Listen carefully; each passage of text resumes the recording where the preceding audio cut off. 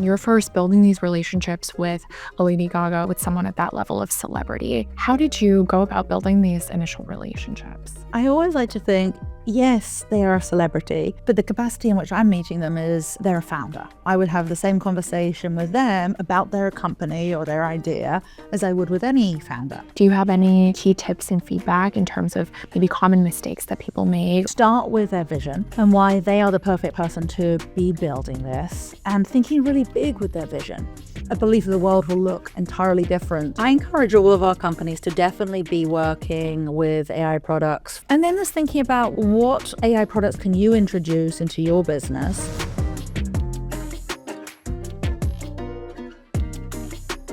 It's so lovely to have you here today. I wanted to welcome you to the Icons podcast. Thank you so much for having me. Today we have the most special guest, Nicole Quinn, general partner at Lightspeed Venture Partners. She is an iconic investor, just such incredible history of her background in investing and everything from Goop to Haus and working with legendary people in the consumer space. And Medias List investor Jeremy Liew has said that she is the pioneer of monetizing your personal brand.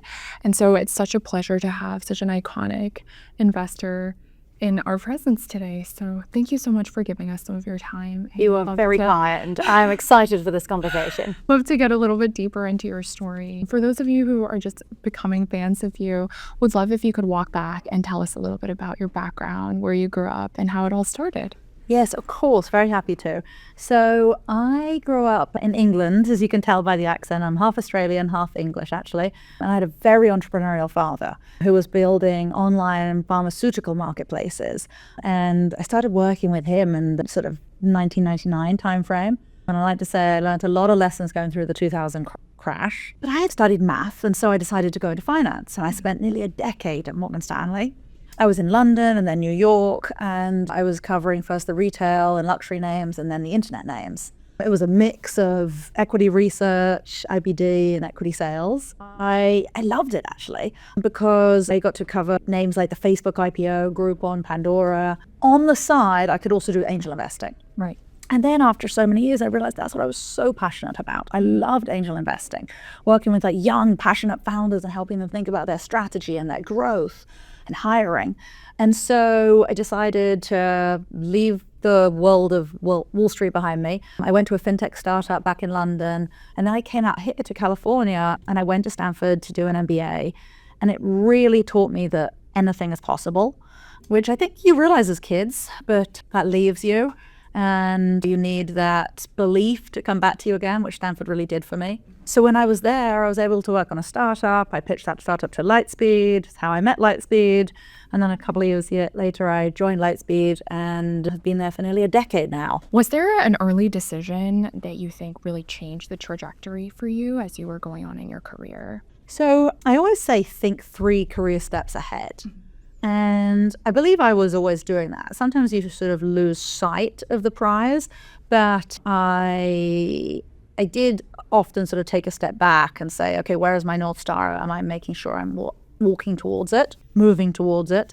And for me, the big pivotal moment, the big change was really going to business school, because I think in your early career, your 20s, it's all about learning. And it's all about opening as many doors as possible. You don't want to close doors. Absolutely. And so I felt at Morgan Stanley, I had maybe been closing doors to making me definitely more of an expert in finance, but closing so many other doors elsewhere. And so that's why I wanted to do the angel investing. But for me, going to Stanford opened up so many doors. You suddenly think to yourself, wow, I can do anything. I can be anyone. You know, you can change. Their motto is changing organizations' lives in the world. And so that is definitely for me what was the big moment and a big decision to go there. I even remember the very moment where Derek Volton called and said, you've got in. It's one of those things where you always know exactly where you were, that exact moment that you realize your life was changing. And so that was it for me. Our podcast is about mentoring people at scale, and you have just this marvelous story of accomplishing all the things that you did. And so would want to walk back a little bit, these different stages of your life. starting from maybe early childhood, then we can go into university, early career, maybe your time at Stanford, and then at Lightspeed. What were some of the formative key things that you did? What set you apart from maybe your peers, or things that you did that you felt really set you up for success into the next chapter? Maybe we can start with early childhood and university. So I definitely had a big personality as a little child. And I now have 2 children, a 4-year-old and a 2-year-old. And I like to say, okay, well, they also have big personalities. This is sort of karma. And so my poor mother, I would always just test the limits and not just accept the status quo for how it was, but always be saying, okay, well, why does it have to be that way? And that is so appreciated in Silicon Valley. But in traditional England, that mindset is not appreciated. Absolutely. It's very much like the old-fashioned, like, children should be seen and not heard type mentality, which was the opposite of my personality. And so I think it was having a mother who really believed in that. Having a father who was entrepreneurial himself, but having a mother who just really embraced who I was as a person and was like, okay, well, just be the biggest, best, kindest version of yourself. And she also taught me, you can be anything you want. You can do anything you want, as long as you kind of act with kindness and integrity. And so to have that belief system in my mother at such an early age and, throughout my life was really transformative. I grew up similarly not in the US, in Tokyo. And there's a famous Japanese phrase that says, the nail that sticks out gets hammered back in. And it's all about how can you conform and be homogenous and fit perfectly into society. That's why, countries like Japan really struggle with becoming huge innovators themselves, because how can you embrace entrepreneurship when anything about you that's different or a unique point of view is something that is seen as a huge negative? So I think there might be some parallels between, the sort of cultural norms in which we grew up in Japan and in the UK. It was so important to have this global perspective. And for me, it was coming to the US and getting to see, especially coming to San Francisco, that uniqueness was so celebrated and seen as a huge asset. Completely agree. And the same with my parents. They really decided to really foster and mentor that side of me that was loud and a little bit outrageous because of what it could do, how different, and how I think both of our parents really amplified who we were, especially emphasizing compassion and kindness. But it seems like that sort of parenting style was so instrumental into the next chapter of, and hopefully you're taking it, sounds like, with your kids as well. I definitely am. Celebrating who they are. Definitely a very, intentional parenting style. Just making sure that I do what my mom did. She's definitely the role model. And then, going into early, career and university, how did those sort of principles carry on to that chapter? And what were sort of the things that really stood out for you? How you structured that chapter of your life? So I would say university was an incredible experience in England, and then sort of early Morgan Stanley days. And it really was that belief that anything is possible. And so I never sort of fitted into the hierarchy. Okay, well, I'm an analyst, so I can only really speak to the associate. I remember one day I just decided to email John Mack, who was the CEO at the time. He was such a sweetheart. He was like, oh, actually, I'm in England in our London office next week. Yes, great. Let's get together and talk. And became this sort of unofficial mentor to me. It really helped. And then the head of investment banking at the time, this incredible man called Frank Pettiger, I actually bumped into him in London last week, and he had become the advisor on all of finance to the Prime Minister. And he is now in the House of Lords. And he was also just this incredible mentor to me. I really believe that's why your podcast, I think, is so special, because I really think, they say it's not what you know, it's who you know. Yeah. And there's some aspects of that make you think, oh, well, it's more important to network. And I would say both are important. You really have to work hard. I think the harder you work, the luckier you get. So you definitely have to work hard. But you also, in addition to that, have to make sure to find your people, find folks that can, help bring you up, and then you equally empower other people to bring them up. It's so important. And so I had those people at Morgan Stanley, and I always want to make sure to also have folks that I can help with as well. And so those were the important people I met those early days for me in my career. And I think it's so fantastic that you decided to stay bold and to put yourself out there, writing that email to the CEO and saying introducing yourself and not dimming that sort of light in yourself and this eagerness to make connections, to network, to put yourself out there. And then can you talk a little bit about your time at Stanford and how that experience was for you? I definitely can. I just think what you said is so important.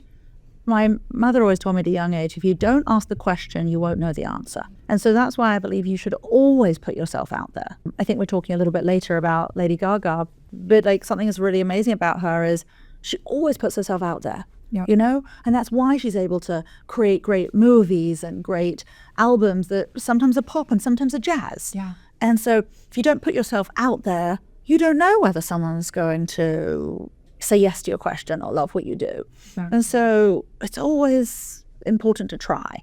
And so at Stanford, I did exactly that. It was this incredible time where you have this Stanford email address. Anybody you email from a Stanford email address basically replies, especially if they're a Stanford alum. And so you can, and I did, email everyone in the sort of like VC and also the broader sort of tech space just to learn from. So I put together a group of 20 of us that really wanted to learn and had this deep curiosity. And then we just did this dinner series of incredible people that we emailed. You know, Jeremy Liew from Lightspeed was one of them. Vinod Khosla, Doug Leone in the sort of VC world. And then Sarah Fryer, who's now CFO of OpenAI and was CEO of Nextdoor. Just wonderful operators, executives, founders, VCs. And just being able to sit down with them for a 2-hour dinner and all of you just, you know, discuss and brainstorm and ask questions and learn was just the most transformative 2 years. Also speaks to the fact that you were such a community builder during that time, bringing together alumni, students, as well as people who were in the different networks that you were interested in getting involved with. So you took advantage of those opportunities and thought, okay, how can I make it even more exponential, your time there? And then how did this opportunity at Lightspeed come about? Well, it's funny how things happen because I went to Lightspeed to pitch a startup to them. And so I was sitting across the other side of the table to them, pitching them my startup. And I was so passionate about it. And I'd gone really deep into the wearable space. And so we had a really terrific, passionate discussion for an hour. And I have to say, I also met, like most other VCs, on Sand Hill Road while doing the startup. And Lightspeed really stood out to me. I just felt like they would be the kind of supportive partner that I would want on my cap table and my board for the next 10 years.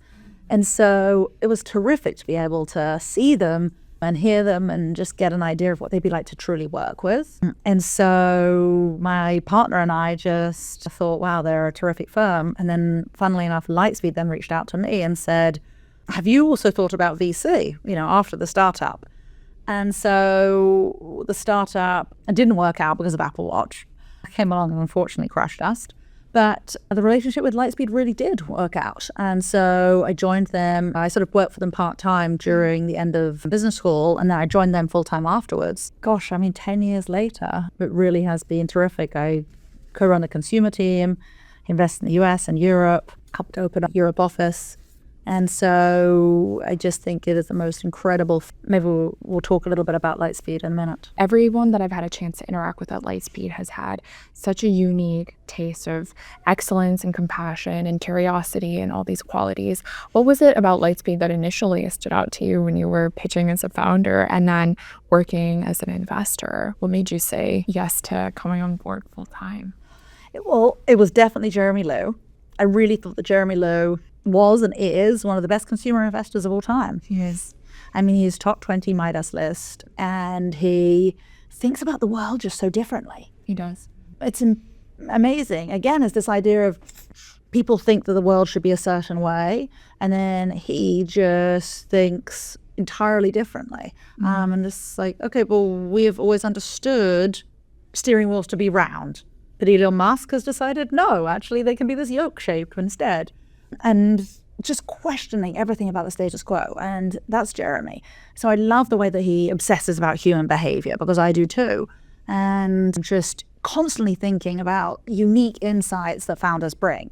So it was definitely Jeremy that made me so excited to go to Lightspeed. I think Jeremy was one of my mentors and someone I look up to so much as well. And when we were talking about my podcast, as well as what sort of iconic people are out there that I should interview, your name was at the top of the list. And he was talking about how you've just been this pioneer identifying potential in people, especially on the consumer side, and being able to unleash that and monetize that, how you can create a brand and really take that to the next level and that sort of global perspective that you have.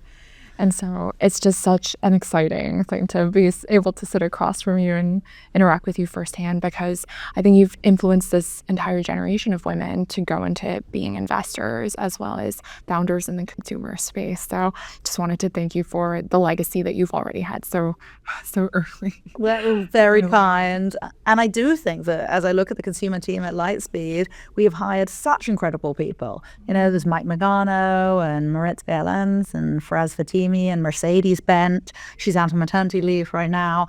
But I just look at the team and I just think, gosh, we have hired such incredible people. And so I'm so excited for the relationship between Jeremy and I, for us to also have that relationship with the rest of the team, the consumer team at Lightspeed.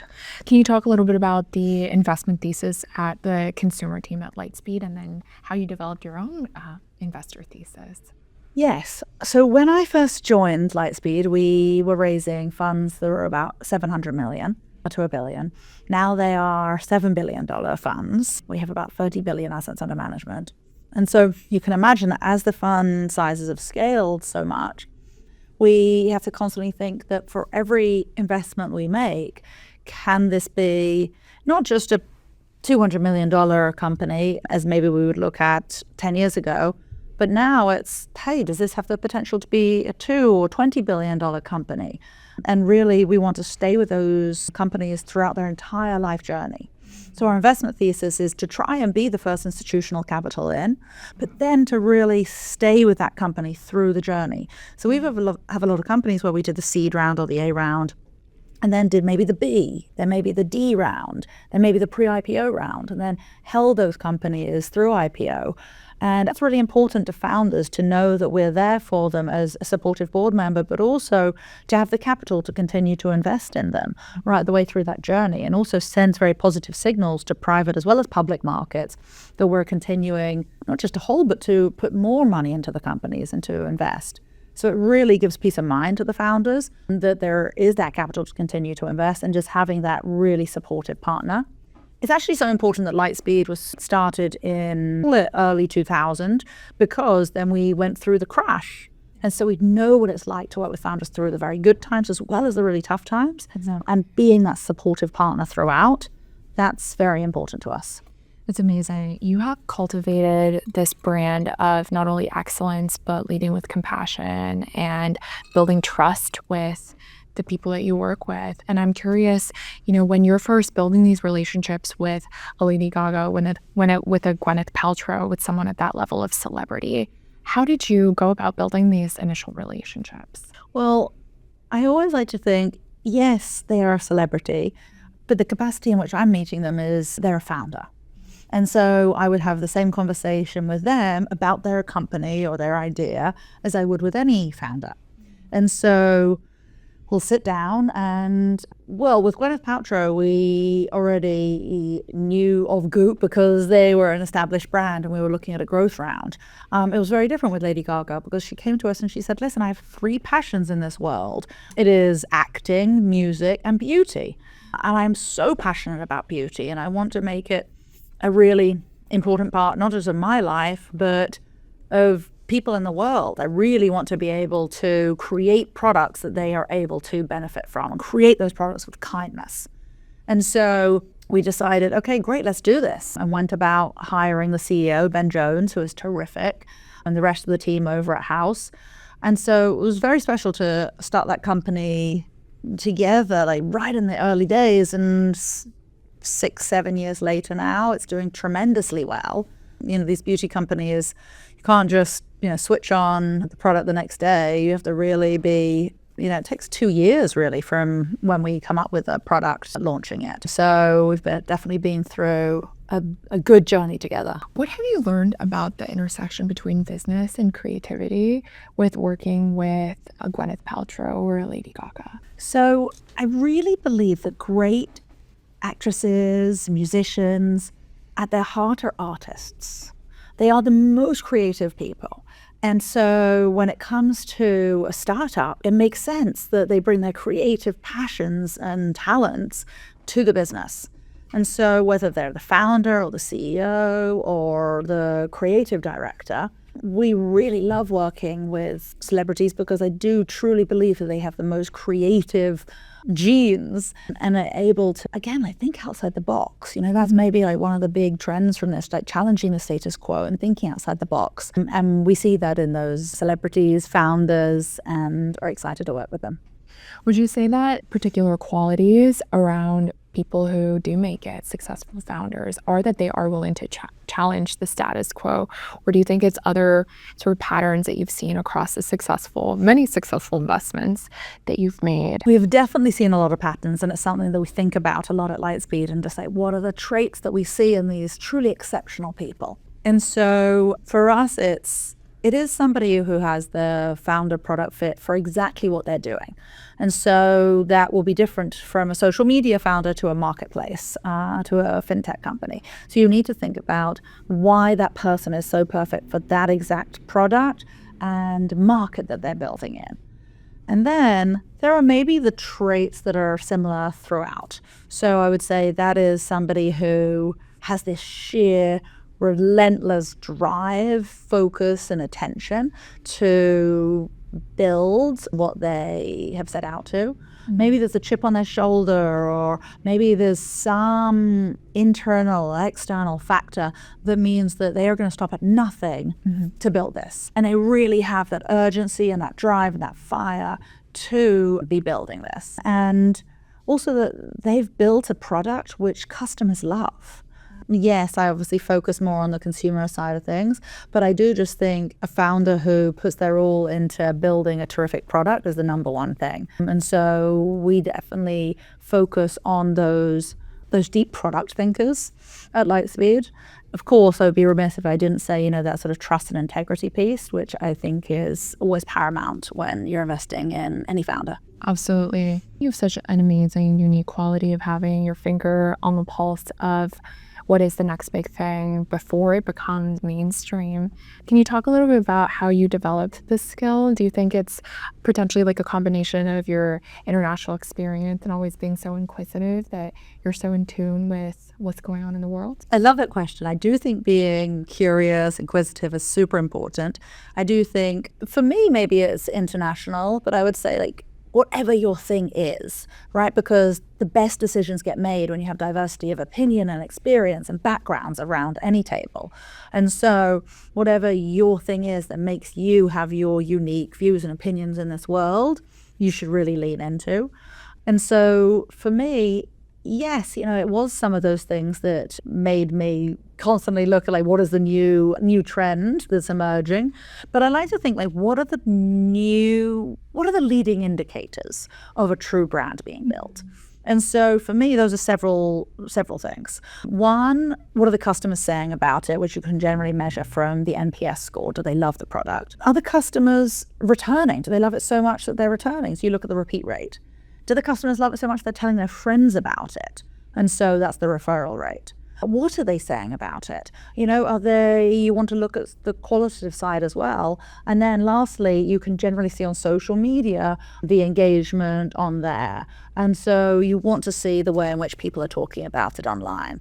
So those are some of the leading indicators that we definitely look for that show us whether something new is emerging. Because you're right, when we invested in Rothy, the shoe company, had only sold, I'd say, hundreds of shoes at that time. Had only really launched a couple of months beforehand. And so we saw that very early, and we knew that they were going to very quickly get to hundreds of millions in revenue, which they did. And it is such an incredible company because it's taking plastic recycled bottles and turning them into shoes. And so it is just so special what they're doing. In fact, I have my Rothys on now. I always say it feels like a hug for the foot. They're so comfortable. They're so comfortable. They look great. You could throw them in the washing machine. It's so good for the environment. And so it's a terrific sustainable business. And it was great to see a company like Rothy's early. How did you differentiate yourself from other investors when you're competing for the same deal? That is something that we focus on. I think it is something that has to be very true to you. So one of my life mottos is to thine own self be true. And so you have to be true to yourself in this world. You have to also just deeply know who you are. And so if you know who you are, then you can really focus on how do you sell yourself? How do you sell yourself? How do you sell your team? How do you sell your firm, in my case, Lightspeed? And so I think there's like those three things that you are selling. And, there's many reasons why I can sell our team of, deep expertise. We have Mike, who's an expert in product, and Fraz, who's an expert in community, and Alex, who is in marketplaces. So I really like to say, you get all of us in the team at Lightspeed, not just myself. And then for me, when I'm selling to a founder, I always like to say, we have 2 ears and 1 mouth. You should use them in that proportion. This is more talking than I ever do, by the way. And so usually I'm asking the questions and then I'm listening. I'm not just listening, but I'm really hearing what they're saying. And so I like to go very deep and better understand who that founder is, what problem they have, how I can help them solve that by being their partner and being on the board with them. And so that is what I then tap into to then sell as to why they should take Lightspeed's money. This is amazing. I think a common theme is really that you've highlighted the incredible people on your team. And I want to ask you a little bit about how you mentor, as well as Lightspeed's mentorship philosophy for whether it's the investors and operating team, as well as how you work with founders and mentor them. So VC is very much an apprenticeship business. And so I learned from Jeremy, as I hope to teach, folks like Fraz on our team. And the way in which we do that is we believe, well, empowered people empower other people. And so we really want to empower everybody in the team to truly be a partner, to know that there's no hierarchy and everybody has a view. And okay, maybe you haven't been doing investing for as long, but you might have gone so much deeper into this particular company or space. And so you really have terrific thoughts to share on this. And so we're not a top-down heavy organization where only the senior folks speak. Like, it really is, hey, if you're an expert in this field, you should be the one who's sharing your thoughts. And that provides terrific role models for others in the organization to then look to those people and know that they can speak up as well and share their thoughts. And it really elevates all of the younger folks internally and just helps them know that this is a place that you can do your very best work and you will be really appreciated for it. Can you talk a little bit about the relationships? Yes. And the sort of partnerships that you build over time? Exactly, that's a partnership. Also for me, I like to take on a role of a coach. And so a few years ago, I actually got my coaching qualification. So I went to the Hudson Institute down in Santa Barbara. It takes place over 2 years. You don't have to spend 2 years down there, but you have to come and go. And I got the coaching qualification, and it made me think, well, that is what I want to apply. I want to apply that mindset to the founders that I'm working with. Because if I can be a coach to those founders, I can help them be the very best versions of themselves. And so when I'm on a board and working with a founder, I really want them to be the best version of themselves, because we're not just investing in a company, we're investing in the founder. Like, it's so people focused. It's people more than the company, more than the product, more than the traction. Like, honestly, if you just have the great product and traction and technology, it probably will fade over time if you don't have the right founder who started that. So many of these companies are sharks in charts right now. But when you have the great founder, anytime they hit trouble, well, they will have the right approach getting through that and moving on to, the next level. And so I really like to be a consistent partner to them. I believe that the best CEOs or partners are the ones who you never know if they're having a bad day because they're always consistent. And that to me is the really good leadership. I also think that consistency is behind any good brand and any good company and any good leader. And so super important. There's going to be a lot of really excited founders tuning in, wanting to get some feedback and advice if they're coming to pitch to Lightspeed.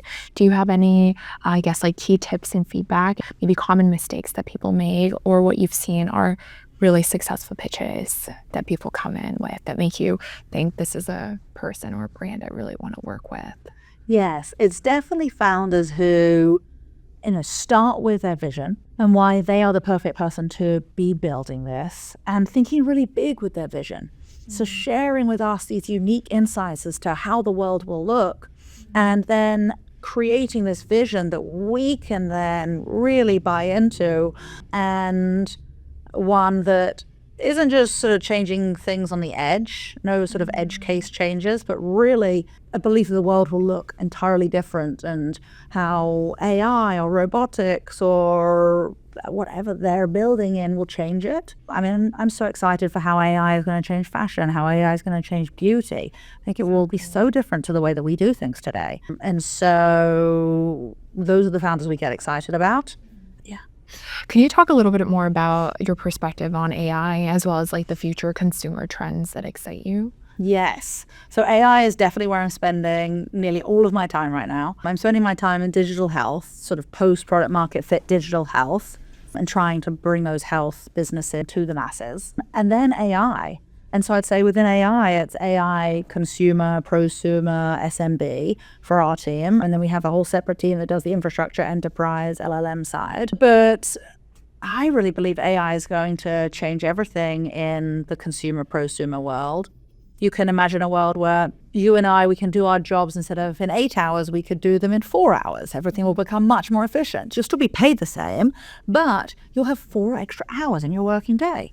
And so what are you going to do with all that time? It'll be like winning the lottery of time. Exactly. And so I think you will spend that on all different types of entertainment, different passions, whether it be travel, whether it be learning languages like the Duolingos of the world, meditating with Calm, or doing fitness, on apps like Calm, as well as working with agents to be able to buy you things. They'll know you so well you won't need to go to any websites anymore, because the agents will just tap into that and just say, hey, like, we think this is the perfect dress for you, and so wear this on your next podcast. And so that's the world that we see, and I think we're getting to a point of AGI much faster than any of us expected, really. I know, if anything, when folks said that 2027 type time would be the point, nobody believed them. But now we're looking at it and saying, hey, that is right. The clock is ticking. Yeah, exactly. And so we're very heavily investing behind AI and super excited about it.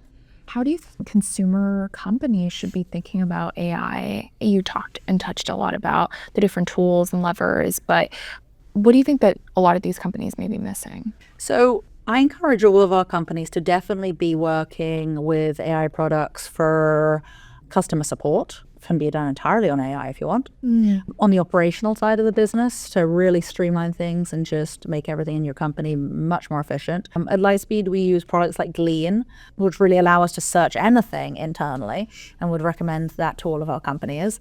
And then there's thinking about, well, what AI products can you introduce into your business? For example, Beehive, which I'm on the board of, it's a newsletter platform. And instead of it taking you 4 hours to write your newsletter, you can use their AI tool within Beehive to use that AI to write your newsletter so much faster and more efficient than ever before. And again, giving you time back in your day to write another newsletter or to do whatever you want with that time. So we're super excited about companies like Beehive and what they're doing. And even in the beauty space, Haus Labs, for example, we've used AI in our beauty foundation color matching product. And so it helps you better understand what your skin type is and what beauty foundation you should be using over our 40 different colors. And so the AI has really helped us with that. So many different directions you could take. Wanted to shift gears a little bit and talk about your journey, not just as an incredible investor, legendary investor, but also your mother of 2. And that must be such an amazing and different challenging journey. We've really loved your articles on Medium talking about motherhood and equal parental leave, things like that. Can you talk to us a little bit about how being a mom has shifted and changed the way that you see things from the investing lens, as well as how it's changed you as a person? My gosh, it's changed me as a person in so many ways. I have a 4-year-old and a 2-year-old, Charlie and Sienna. gosh, they are just my source of joy, and I hope I'm their source of joy and fun. I love them with all of my heart. And the mornings and the evenings are just this really sacred time in my house. And then it means that when they go off to school and, you have that sort of 8-9 hours, my gosh, I am much more efficient with that, because I used to work all the time. And now, no, I want to make sure that I'm with them for the 2 hours before they go to sleep. And so I'm going to be so much more efficient during the day. And so it's allowed me to be able to say no to the things that, really I should have said no to before. And to have more boundaries and to be able to just focus on what matters most. Exactly. That is what I would say. I should have done that many, many years ago. But yes, that was the catalyst. Having children for me was the catalyst to really focus on what matters most, to cut out the noise, to say no to more things, and then to hone in on the companies that matter most, the issues that matter most, and the ways that I could help. It's so amazing how motherhood has changed so many people. And it sounds like for you that a lot of times saying no to other people, saying no to ourselves and getting that time back and being so much more efficient with the time that you do have. Can you talk a little bit about the support system that you have and the importance of asking for help and how that sort of changed from when you had kids and before you had kids? So for me, a support system is always incredibly important, especially since my mother is all the way over in England, so I don't have the sort of traditional family unit. But I would say Lightspeed is a place where, for us, for our founders, they have a family. And so it starts from the very top, right? Culture always starts from the top. And so what we really do is make sure that everybody knows, hey, listen, we're going to be with our children between these hours. And, I'm sure you will too. And so we don't really, send emails or do any calls over that time, because that's our sacred time with our family. And so I think working at a company that has the same aligned values as you is incredibly important. And then at home, also having a nanny that is wonderful, I'm very grateful for. And then having a husband that equally, he is my equal partner. And we really do share all the responsibilities. There's actually this really fun card set you can get, which basically has about 100 different cards, and you kind of say, okay, this task is yours, this task is mine. You just sort of divvy up the household tasks. We recently did that. And so just having, your true life partner that you can depend on, rely on, that consistency again is incredibly important with family.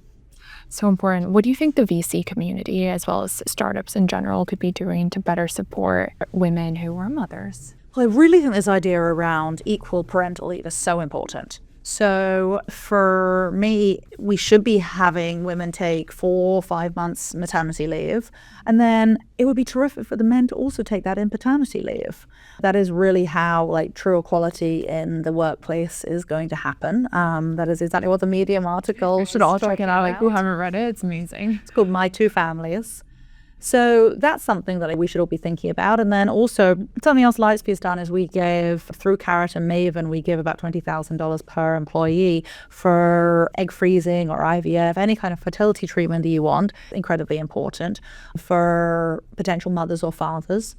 And other sort of benefits around, sort of keeping healthy mind, then you're going to be able to have that healthy family life, as well as be able to have that in your work as well. There's going to be a lot of women listening who are aspiring VCs. There could be just such a competitive and a general fear around joining this space. And do you have any feedback for those who are excited but maybe still trying to figure out and navigate their steps on how to enter the VC space? I definitely have advice on it. And I would say don't have any fear. The best thing to do is to, like with any career, act as if you're doing that career already. So in VC, that looks like, if you have any available cash, angel investing in your friends. If you don't, then just helping your friends' companies, being there for them, advising them. Maybe they'll even give you equity in their company for advising them and helping them in different areas. It means going to lots of conferences and events and making sure you network, hearing all the different latest podcasts, as well as, reading Sam Altman's blogs and just really consuming great content so that you yourself have strong views on AI or any topic, and then you writing your views on a blog, or starting your own Beehive newsletter, or putting your views on X. That's really important to kind of get your view out there, get your voice out there. Brand and exactly, yeah, create a brand for yourself. That would be my advice to folks who want to get into VC. Start acting like you're doing it today. You've had this really inspiring, aspirational career, mother, VC, and role model to so many, and wanted to ask you what you wanted your legacy to be. Wow, that is probably the hardest question anybody could ask, sort of like your purpose in life as well. I went to Bali actually over New Year's as a sort of almost like a honeymoon with my husband, but many years later. We went to go and see a spiritual guide, and I asked him kind of a similar question. Yeah. And we together arrived at the answer, which is helping others. So for me, I love this idea of empowered people, empower other people. We really need to all be helping one another in this world in whatever way you can. And so think about what your specialty is. And so tap into like what your specialty is, and then use that area to then be able to help others, to help them elevate themselves as people, to help their companies grow faster. So for me, I really help companies with marketing and branding and be able to focus on growth and to be able to think about their product from like a very human-centric perspective as we think about like the customer behavior. Right. And so do what you do best, or thy own self be true, and then going to help other people. That's what I hope that my legacy is, that I've helped many, many people. And you've already helped so many. So I'm so excited for very kind of you. Continuously getting to see all the great work that you'll be doing. And thank you so much for coming on this podcast. So grateful for your time and getting to know you a little bit better. Thank you for having me, Melanie. Thank you so much for watching the Icons podcast with Nicole Quinn. How can people find you? You can definitely find me on X, Twitter, and then also on the Lightspeed webpage, which has all of my information. Amazing. Thank you so much, everybody. Thank you so much. Really appreciate it. Thank you.